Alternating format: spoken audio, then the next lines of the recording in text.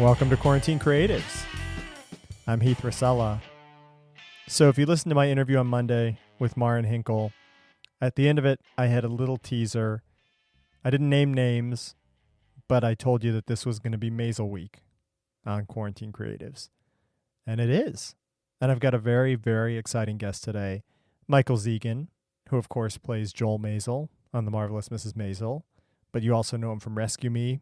You know him from Boardwalk Empire. You know him from his theater work, perhaps. He does a lot of live theater, and he's an award winner. He's taken home 2 SAG Awards for his work on Maisel as part of the ensemble cast there. So this was an exciting interview for me. You know, I mentioned this in Maren's episode as well, but the thing that is so great to me about The Marvelous Mrs. Maisel is that I came into it completely blind. And I say this to Michael a little bit too. I didn't know what I was going to get. And especially in that first episode, not knowing what's going to happen, I wasn't sure whose story it was. I wasn't sure what was happening. Like, I remember, Joel does that first stand-up set, and he does pretty well. And you think, okay, maybe this is a story about Joel and his career and Midge being by his side for that. And then Midge sees that Bob Newhart is doing the same set that Joel just did at the Gaslight on Ed Sullivan.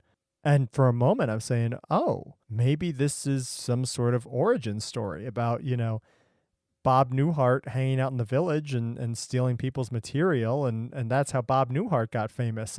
This was going to be, this secret history of the guy who invented Bob Newhart or something, which, of course, very quickly it proves not to be. And, Joel admits that he's been stealing material and says that's kind of what everybody does. So I was still not sure exactly where the show was headed.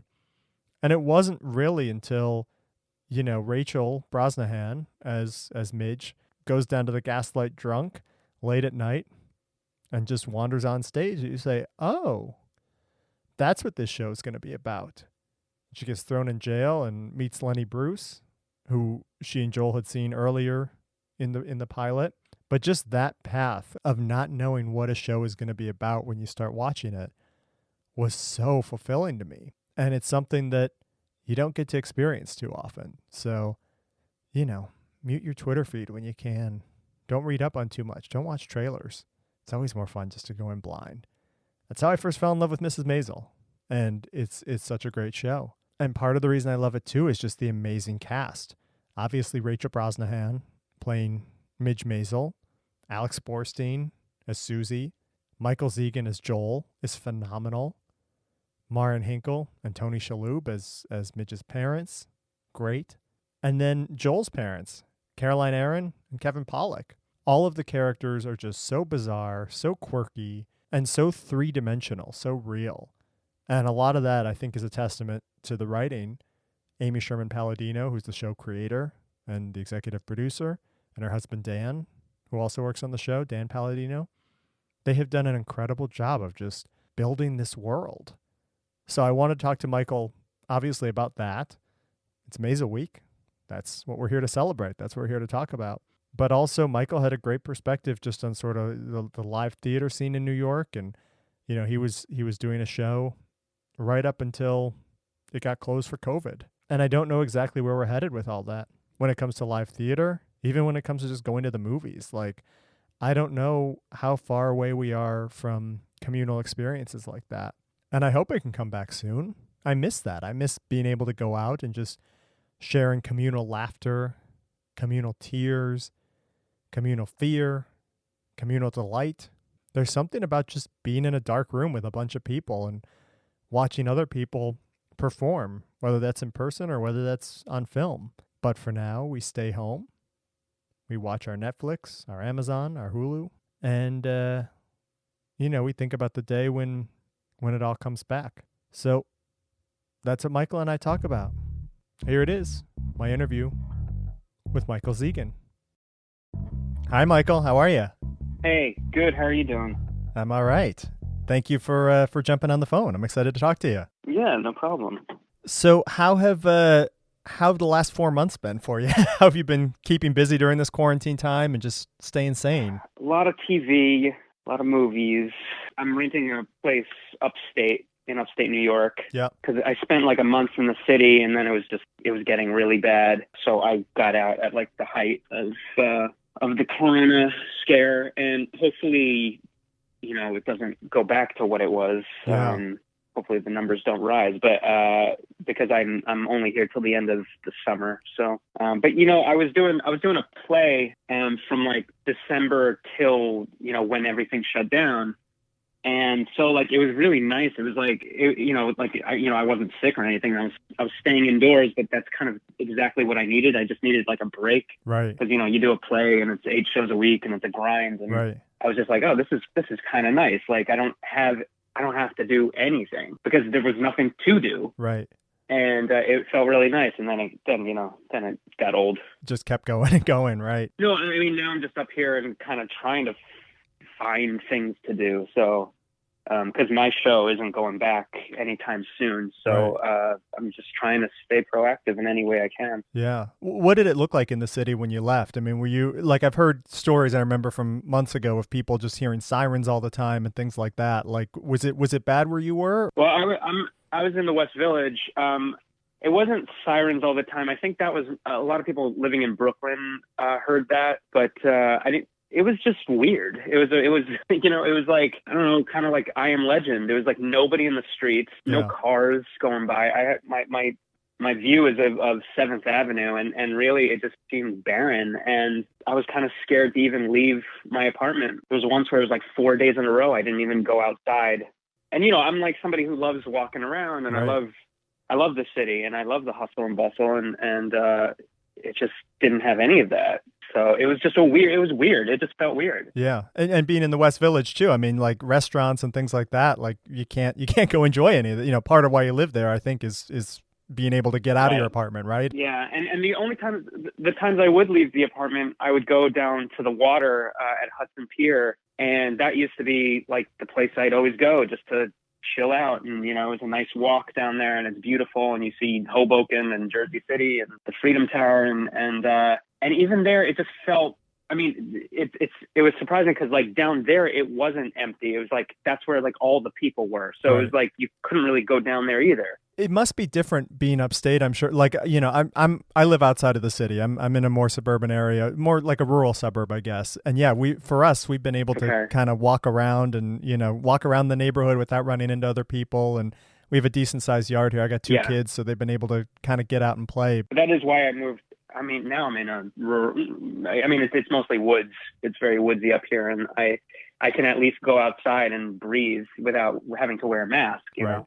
Yeah. It's a whole different thing just to be able to get out into the woods, I think, and relax and chill. It's good you're doing that. And yeah, who knows? Yeah, no, I have no regrets. The other thing that's sort of happening during all this time, obviously, is, the protests and things like that. And I've seen, you've posted about it on Instagram and things, and just sort of one of the things that you wrote that really kind of struck me was talking about your grandparents being Holocaust survivors, and that sort of gives you a different perspective on it, or a different urgency perhaps to some of the social justice and racial justice movements that are happening right now. What's your perspective on that? Like, did you grow up, I guess, sort of hearing those stories of the Holocaust, and how did that inform where you are right now? Yeah, these stories were ingrained in my head from a very early age. I think it was sort of a warning that if you see anything like this rear its ugly head, that you should be aware. And I see it. We all see it. Right. So we've seen it the last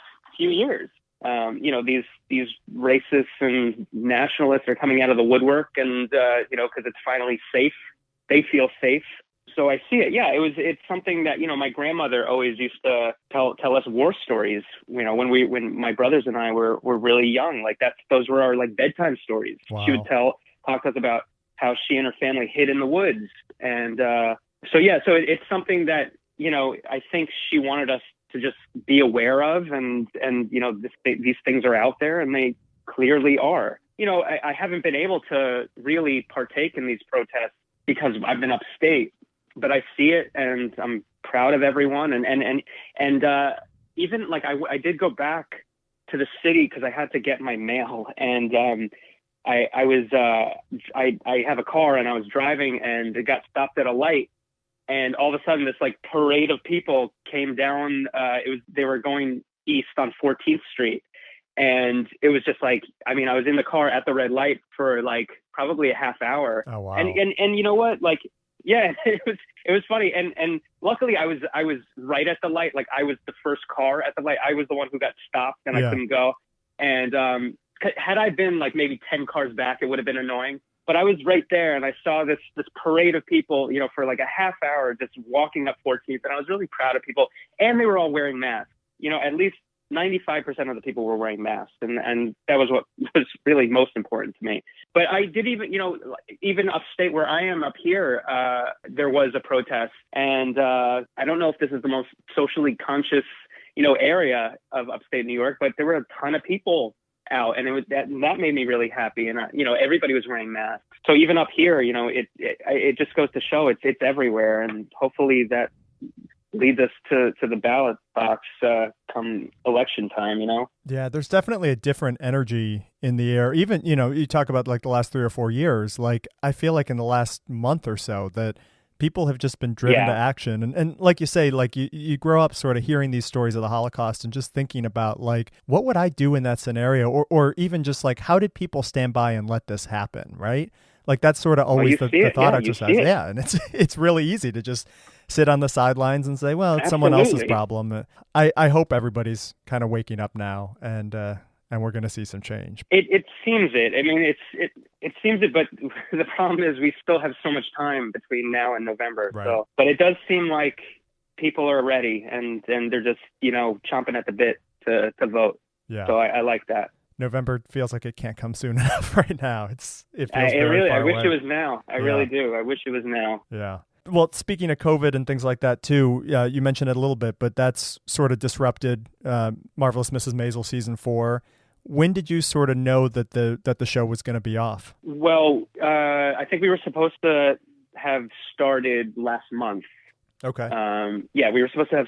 Oh, no, actually, May. We were supposed to have started shooting at the end of May, and you know, obviously, that's just not happening. So we still don't know when we're going to shoot.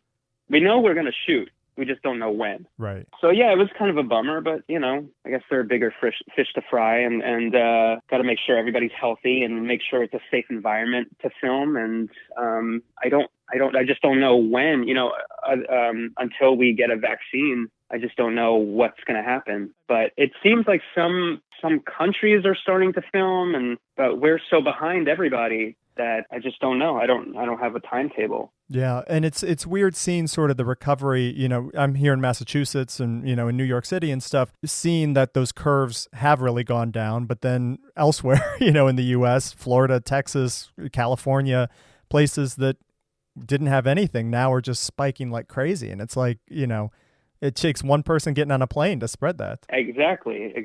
So it's like, just have to wait till there's a vaccine when we could just just get this done. I mean, it's because that's what it is. It's like some person in Texas can get it and then fly over here and we don't catch them in time. And then it's a whole new pandemic. So I don't know. Yeah, I don't know either. I'm eager to go back to work, but it just doesn't feel like I remember when stuff closed in March and just sort of thinking like, okay, this will be like a month or two, right? And then like probably by the summer, things will be back to normal. And then it's sort of like, well, maybe September. And I'm kind of just mentally thinking like, we're a year and a half out at this point. Like we're just 2020 is a wash, 2021, maybe, but like, it just doesn't feel like anything can really be safe again for a long, long time, right? I know, and especially in my business, you know, theater, it's like when are people going to go back to the theater? I'm dying. I watched Hamilton the other day. It made, you know, I loved it, and it made me miss live theater so much. Yeah, I feel very lucky that when I was doing this play before everything shut down, you know, we did it. We did like most of the run. We had like a week and a half left. I have friends who were about to have their Broadway debut, and you know, their show got shut down. And I have friends who had rehearsed for a month and then did like a week on Broadway, or a week, you know, doing their show, whether it was on Broadway or off Broadway, and everything got shut down and they're not coming back. You know, it's canceled. It's done. So I feel very lucky that I I was able to get through most of the run of my show. Did it feel like an end at all? Like, did you get to celebrate or anything? Or was it just sort of one day like, you know what, don't come to work tomorrow? No. There was no celebration, but that's how it was. And, we sensed the end was near because the audiences were dwindling. And I think it was an off-Broadway show, and it was only like probably, I don't know, 200 and something people in the audience. But like, I think our last performance had like 30 people in the audience. And wow. Some of them were wearing masks and gloves. Wow. And it just seemed so bizarre. And I just remember, I remember being on stage and thinking, this is it. Like, we're not coming back tomorrow. Yeah. And I was right. And yeah, there was no wrap party. There's no cast party. There was just, it was basically, hey, come get your stuff. And we'll have a party, later on when this is all over. And, or even, it was a musical, and we were supposed to do a cast recording of it. And that hasn't happened, and I don't know if it will, because by the time it can happen, we might all forget the songs or whatever. Right. So, or yeah, everyone's on to new projects and scattered to the wind too. Yeah, well then that's also true. Yeah, it was hard getting everybody together in the first place. But yeah, there was no pomp and circumstance. It was just it. That's it. Done. Yeah, and I feel like at the time probably too, like it was before everybody knew just how bad this was going to be, and like the guidance then was like, don't shake hands, but it wasn't like don't be inside, Right. Like you think of the thought of live theater right now, of performers just singing and spitting and everyone seated right next to each other, like it seems ludicrous, but at the time it was like, well, just don't shake hands with people. Yeah, well, I mean, that was part of the problem with my show, because there was audience participation, and at the very beginning of the show, we had to go into the audience and shake people's hands. Yeah. And I remember I did, like, right when people were talking about the coronavirus, I decided I was not shaking anybody's hands anymore. Right. I was just going to say hi. I was just, going to greet people. And this woman reached out her hand to me, and I said, nope, coronavirus. And like the audience laughed, and now I don't think I get a laugh. Right. I don't think anybody would reach their hand out. Right. I don't know how, when anybody will reach their hand out. I think this is something that's going to linger for years. But yeah, that was part of it. It was, and yeah, we had audience participation. We had to dance with audience members at the end. Oh, wow. Even, and the most important thing though, was that we had to take the subway every day to work, you know? And I think that was the most fearful thing, because it was like, we're taking the subway, we're putting ourselves at risk, and it's, it's not even about people spitting and singing and whatever, and germs, dispersed throughout the audience. It's really just, everybody needs to take the subway to get to these places and to get to these theaters. And I think that's the scariest aspect of this whole thing. And in terms of being an actor. Yeah, for sure. Even just, I mean, the thought of living in a city right now, like you say, like just touching the handrails on the subway, or, thinking about public bathrooms, or just any of it. Yeah, right. The subway's already gross, and even then, I didn't even have a mask. Yeah. So we were just taking the subway, and I mean, there were some people who had masks, and it was always like, they've got a mask. Did they think it's really that bad? Right. But clearly it was. Yeah.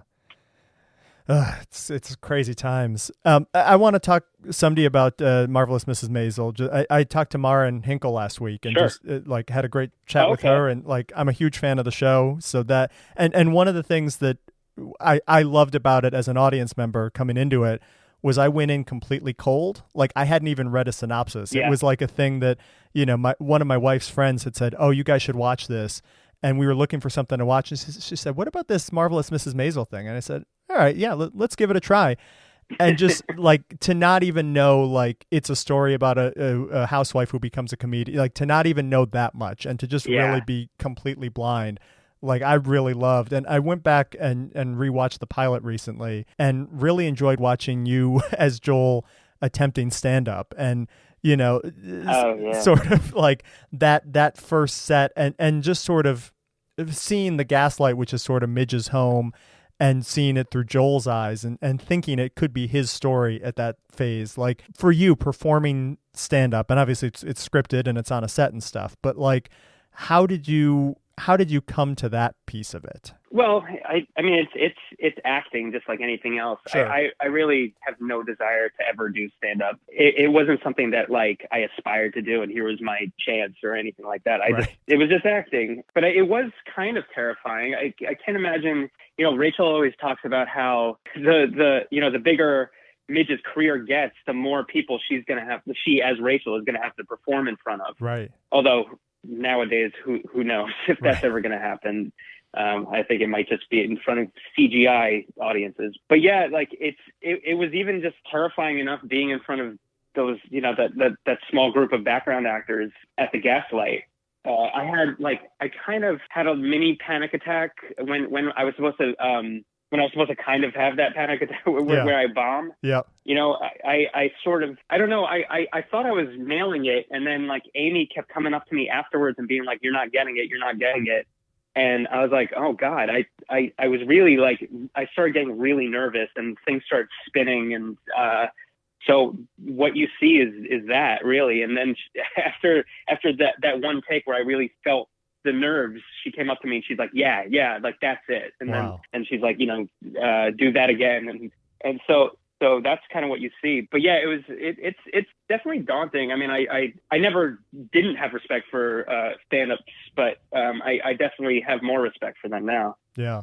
Well, and I'm sure too, as you say, it's scripted for you. So you're reading lines and there's, you know, certain beats and stuff, but like having to kind of swerve with the audience and stuff, or, you know, dealing with hecklers or just things like that's the kind of stuff that really would scare me. If just like, you have this thing in your head and you can't just stay on that track. You got to, now they're, you know, these guys aren't laughing or they're not paying attention. Let me see if I can go this way, you know, like that just feels terrifying. Yeah. But you know, and I have to give credit to the background actors because they're there and they laugh at every take and every joke, you know, they laugh like, just like it's the first time. And as an actor, you don't want to make it stale. You kind of want to switch it up, right. You know, on every take. So I kind of did that, and it was during the scene where I'm actually like killing it with the Abe Lincoln thing. Yeah, the first kind of stand-up set. Yeah, the first time. But I'm pretty sure we filmed that after I did the bombing scene. Yeah. So when I was up there doing the scene where he nails it, like I was trying to switch it up and make the audience laugh differently every time, and it was really working. And I felt good up there. Yeah, I can imagine it's a tough thing to play, and it's a tough, even harder, I'm sure, to really be a stand-up. Like you said, it's not something either of us dream about doing. No, and I've been heckled a few times as an audience member. Oh, really?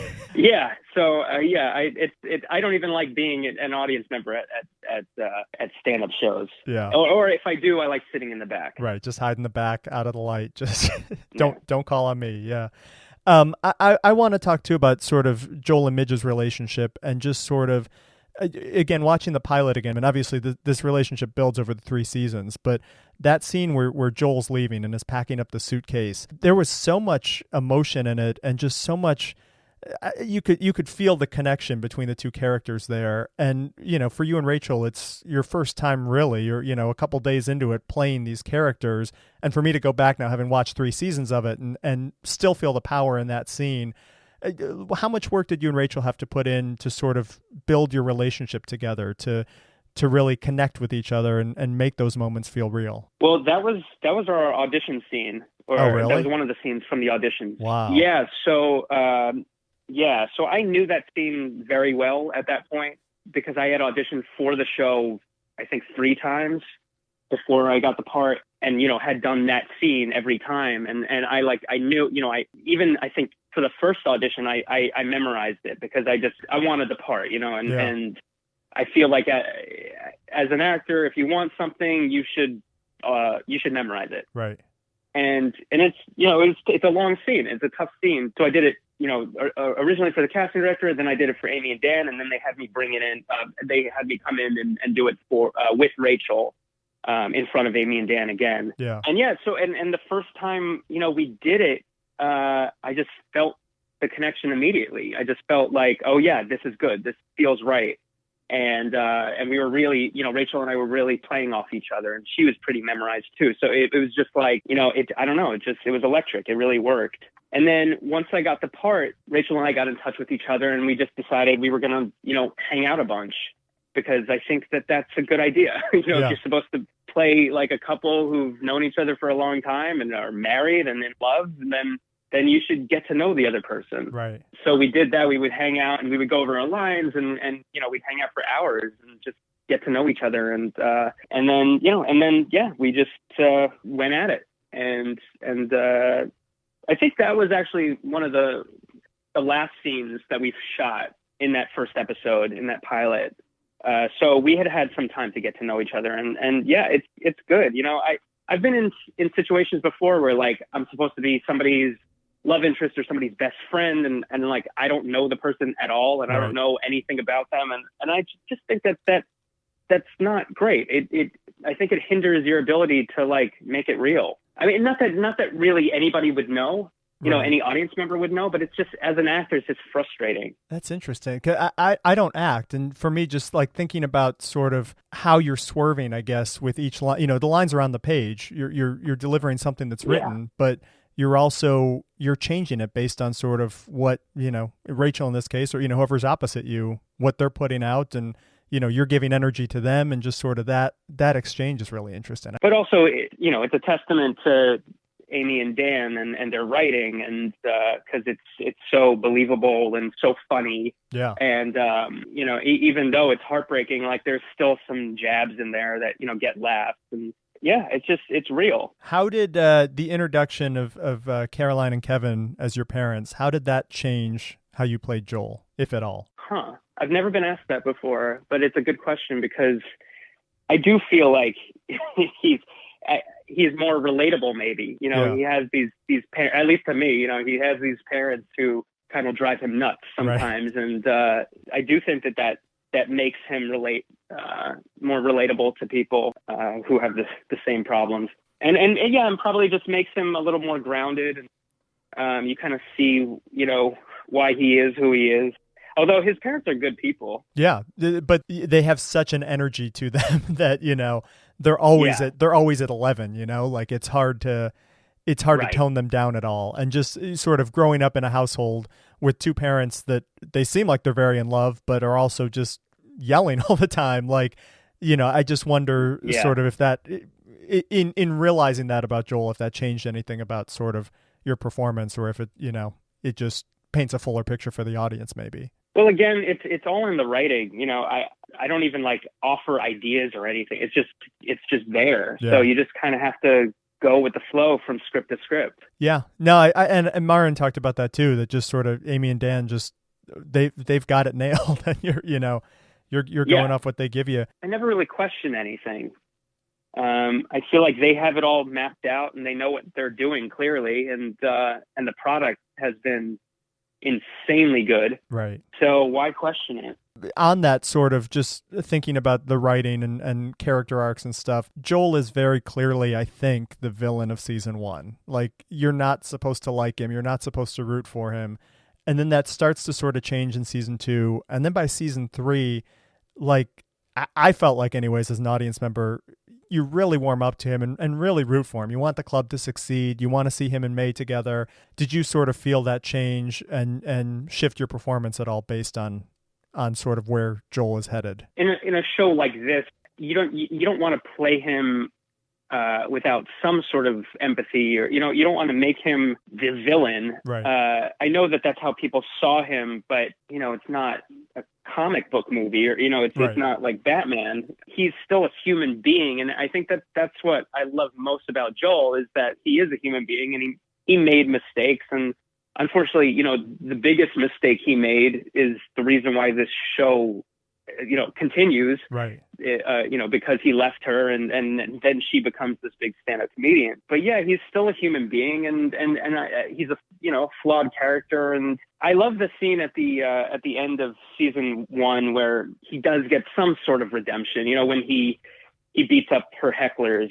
Oh yeah. At the Gaslight. Yep. I mean, that was like the first time where it's like I think people really started to come around to him, just because he stands up for her. He's a good person, and he still loves her, and it's clear that he still loves her. And it wasn't even that. It was the scene. I'm remembering now, like the scene where they sleep together and in her old bedroom. Yep.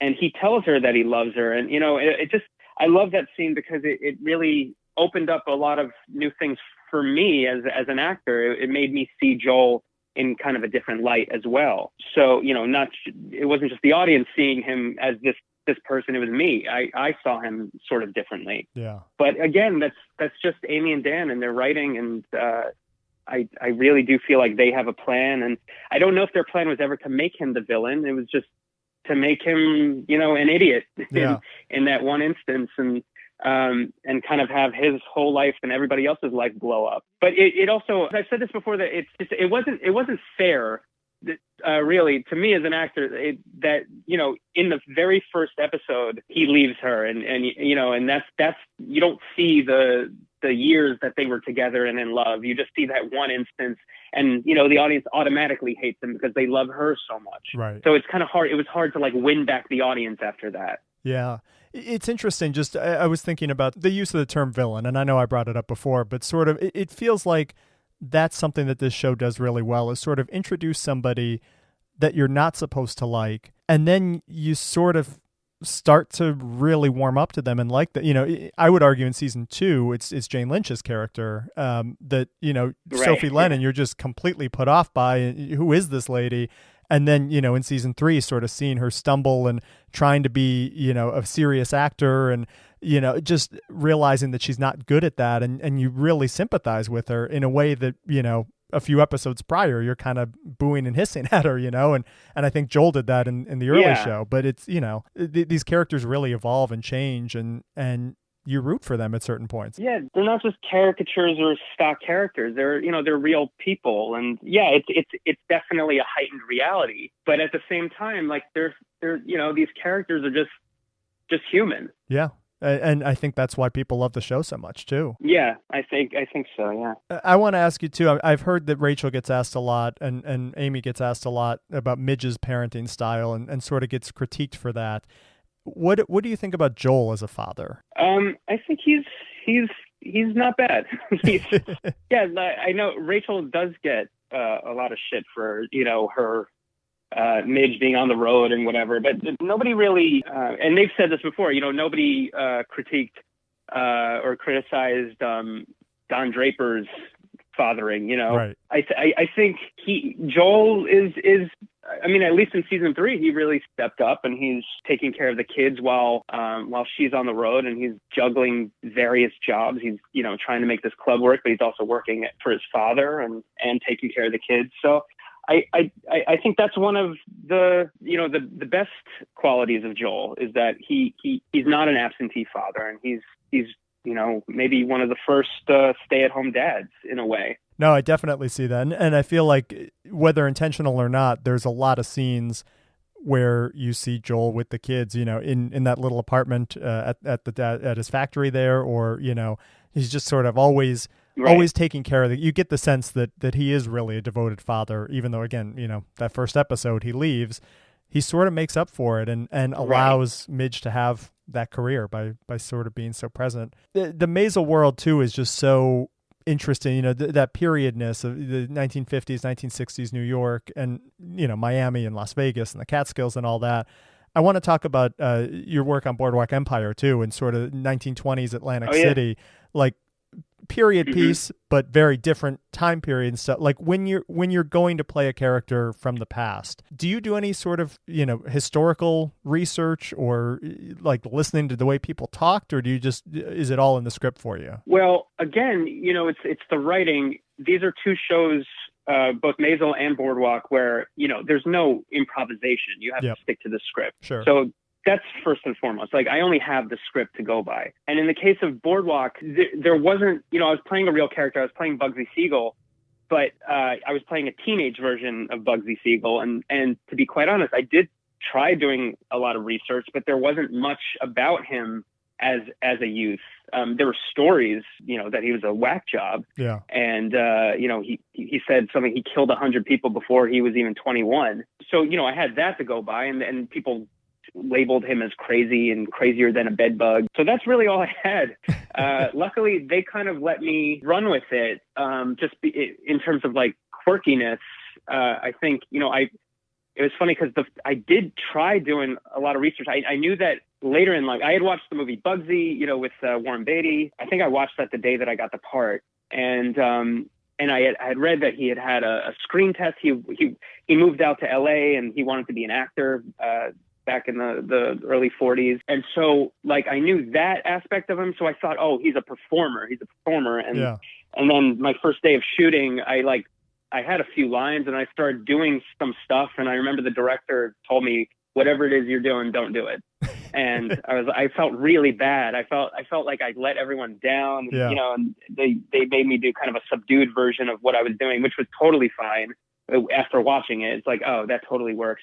But I felt a little bad. And then on the next episode, this director, Tim Van Patten, was the director. And I remember I was just trying to be, you know, a little bit more subdued than I had been the first time. And I remember he told me, he's like, no, you're Bugsy. Do crazy. Do something crazy. And I was like, all right. So they kind of gave me free range to, you know, within the confines of the script to kind of go crazy, which was really nice. And then they sort of wrote for that. And I loved it. I loved playing that character. And I only wish that it had continued on because, you know, Bugsy is such a rich character and, you know, went on to found Vegas. And I would have liked to have seen that part of him maybe. Yeah, it's so being able to sort of dig into that. And I feel like any of these sort of historical shows too, they give you such a rich look at sort of just the way everyday life was. And some of that comes down to just the production design and the sets and stuff and the wardrobe. Well, you know, we have the same production designer as Boardwalk, Bill Groom. Oh, wow. Okay.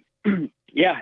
So he was, he did the production design on Boardwalk and he's doing our show on Maisel. And I remember when I found out that he was going to be doing Maisel, you know, it was during the pilot and I was like, oh, this is like a big deal. If Bill Groom is doing it, I really didn't know. I didn't know that it was going to be, Maisel was going to be this big. Yeah. Just even in terms of scope. Well, that's the crazy thing with that show is just the sets. And I said this to Maren, but like on a lot of shows, there's kind of the character's world and, you know, their apartments and, you know, the restaurant they go to a lot or, you know, whatever. But like with Maisel, every couple of episodes, you're introducing a completely new world into it. You know, the Catskills, Vegas, Paris, you know, Miami. You're just like, whoa, like, and it just feels so big and rich. And like, you want to just, it really feels like you're back in time watching that stuff. I know. It's incredible. And like I said, I had no idea. I really didn't. I knew that obviously it took place in the first season, I think was 1958, but I did not know the scope of the show. I didn't know that there was going to be a scene with 800 extras at, you know, at the USO. Yeah. It's been a dream. And that's why this coronavirus has kind of, you know, put a damper on everything because I don't know if we'll ever do those kind of scenes ever again or until at least we have a vaccine. Yeah.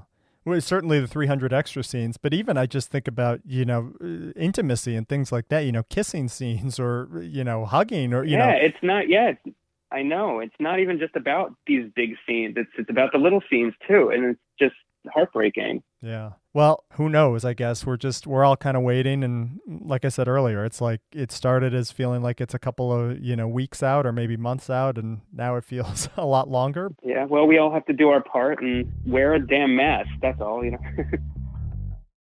All right. There we go. Michael Zegen. You heard him. Wear a mask. I'm so surprised how that has become such a political issue. Like, it's simple, right? Wear a mask. Keep each other safe. I talk about this every show. Like, you guys know my stance on this. Yeah, we gotta be there for each other. We gotta take care of each other. If we're sick, we gotta stay home. If we're out, we gotta wear masks. That's it. Gotta get back to normal. Gotta make more episodes of Mrs. Maisel, right? Well, thank you for celebrating Maisel Week with me too. I've really enjoyed it. I like talking to Michael today, and if you haven't heard it yet, I like talking to Maren Hinkle, who plays Rose, on Monday. So go look up that show. I am at Heath Racela on Twitter and Instagram. Drop me a line. Subscribe to the show. You get new episodes every Monday and Thursday. All right, have a great weekend, everyone. Stay safe.